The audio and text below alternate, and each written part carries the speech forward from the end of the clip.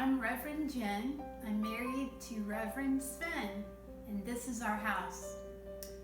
And I am going to take a few minutes to show you how to create your own worship space in your house. I have two different ways to do that I'm going to show you today. The first one is here. It's at the end of our kitchen island. Notice that I have a big platter set up behind these flowers. That's because the other end of the island is a bunch of stuff. We use it as our desk, as a place to sort through groceries, as a place to cook, a place to set things when we come in the door, and so on. So that platter kind of visually helps me focus on just this space here. It's good to start with some kind of cloth that sort of marks your sacred space. And it's neat to tie in with our liturgical year and our liturgical colors, which for Holy Week are red. And then on Easter, they turn to white. So I have my red cloth, which is actually a winter scarf, but that's okay.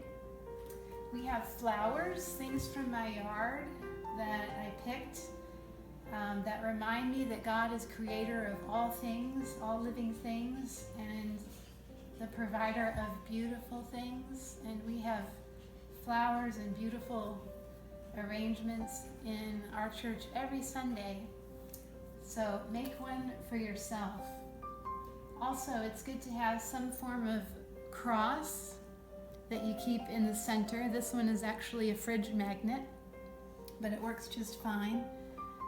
You might consider using a cross from one of your necklaces, or making a cross out of 2 twigs and some twine. Anything will do, and it just helps us to focus.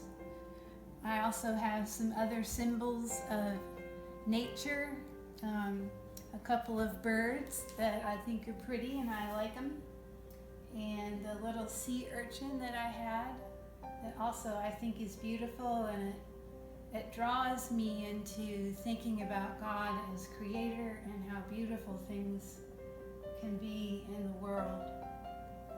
Another thing that's helpful on your sacred space is to have a candlestick. Get the kids involved and have them polish these things up if they need polishing.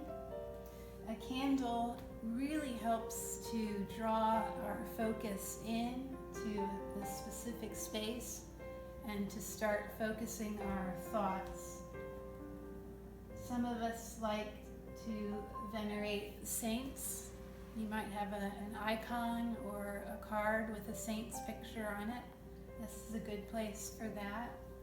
You might have something like a prayer card, which has a specific prayer written on it or printed on it. You can make your own and leave them there at your altar. And then, of course, there's our BCP, the Book of Common Prayer, which if you don't have your own, you can see the whole thing online at bcponline.org. And I would suggest that you might start out by looking at page 833 at the prayer attributed to St. Francis. Well, this is all good if you have a place like this that will not be bothered, so you can leave it there as it is. But let's say your kitchen island is all used up, or your dining table is used for homework, and so you don't have a specific dedicated space for your altar. I'll show you another example of something you can do, and that is by using a tray.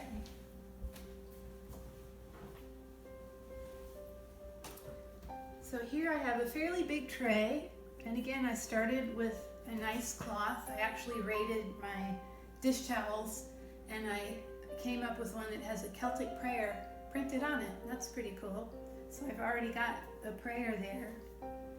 I've also got some little printed prayer cards that a friend gave me.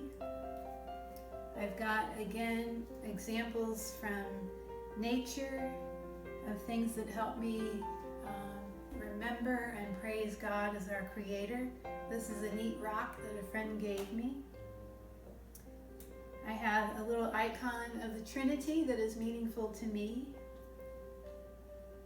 I have a little candle. I have a Christmas ornament.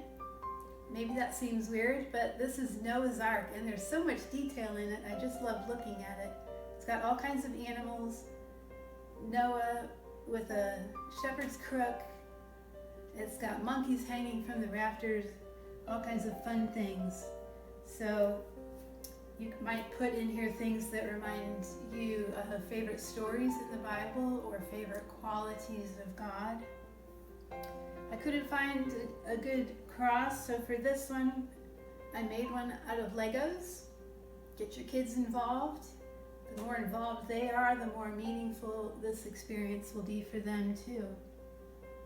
Another idea I read about was to have a small bowl with water, and it would remind us of our baptism and how Christ is in us. We are baptized with Christ, and so we walk with Christ during his Holy Week experience, but he also walks with us through our difficult and our joyous times. You could also use that water as a holy water to make the sign of the cross when you approach the altar. Another idea for a small bowl would be for members of your family to write down prayers, things that they are worried about, thankful for, anything, and then they can put those pieces of paper into the bowl to present them to God, turn them over to God. So these are just a few ideas to get you started, and there are more resources on the Abingdon webpage. So I encourage you to take a look at those. I also encourage you to use your altar on Sunday mornings at 9 o'clock. Maybe you gather your household around your altar and you light the candle, and then you tune in at 9 o'clock for worship with all of the rest of us. Go in peace to love and serve the Lord.